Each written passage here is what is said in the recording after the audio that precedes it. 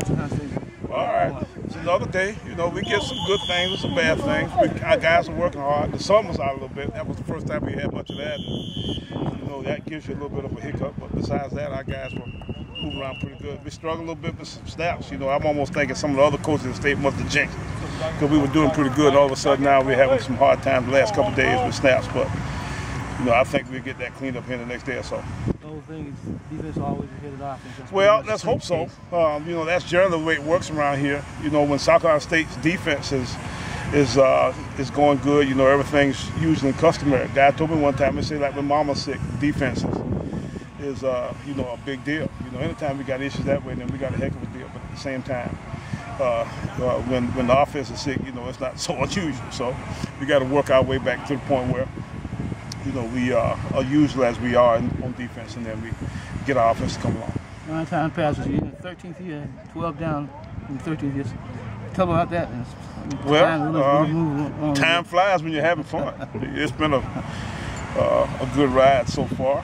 We've had some good times and some mediocre times. We really hadn't had many bad times. And, you know, we've had some great associations and some great administrations and some great assistant coaches and the guys working on the program, some great kids.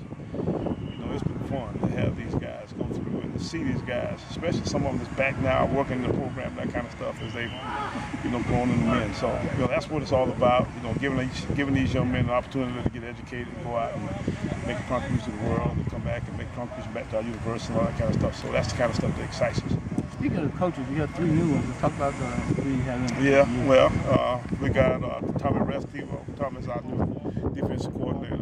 Was at Louisville last year with Coach Strong, and, you know, he's running our defense and doing a tremendous job. And, you know, give us a little bit different approach. I'm excited to see, you know, what we, you know, gonna come up with this style of defense. And then Jonathan Saxon, who was with him last year, you know, as the defensive GA, is his GA here for us also. So, you know, those 2 guys can bring kind of a continuity of sorts with them from Louisville to here. And then Ben Barton, who is the linebackers guy, worked last year with Skip Post out of Louisiana Tech, and he's a Texas guy. You know, the Texas high school guy. So, you know, he's here working with our linebackers, and, you know, we're excited about that group. We got our own standbys. You know, Coach Harrison and Coach Blanchard, you know, still with our front guys. So it looks like we're going to continue to have a good, solid defensive staff. A couple of offenses you got. You lose the quarterback, you got 2 instead. Who's number 1 right now? Collett's 1 right now, and we like to think that he'd be, you know, the heir apparent. You know, he played a good bit for us last year, especially in some of our short yardage goal line kinds of looks. And, you know, seems to be coming along pretty nicely. Teddy Wiley looks like he's, you know, continues to do some things well, and, you know, I think Teddy will be an adequate, maybe a little bit better than adequate backup. He will probably end up playing a little bit in most of the games. There'll be some situations that we have designed just for him, and to make sure that we keep him engaged that way, because he's a big part of what we want to do, and we got to make sure that we, you know, keep him on his P's and Q's.